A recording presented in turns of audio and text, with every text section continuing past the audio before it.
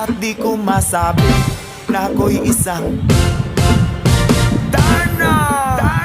Ate, panganay na ate. May masama Ang balita. iniingat-ingatan ko, ang ugat lawit at Nagbabanta muscle ang ko, magdiwa ang mga na dinadago-dago ko pa sa tuwing kami magkasama.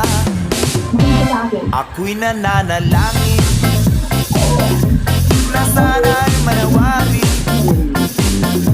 Pag sana'y nakatali kong aking naubod ng itim.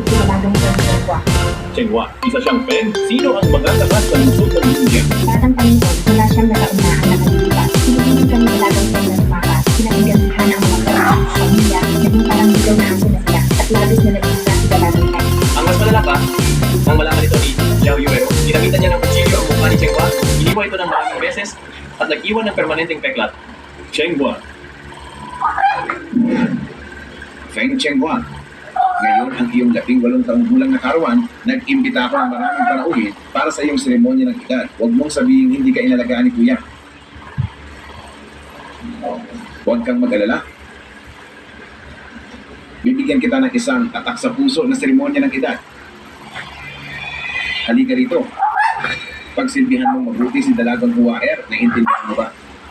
Para sa bawat araw na darating, magigising siya mula sa bangungot. Kuyang Singchan, iligtas mo ako.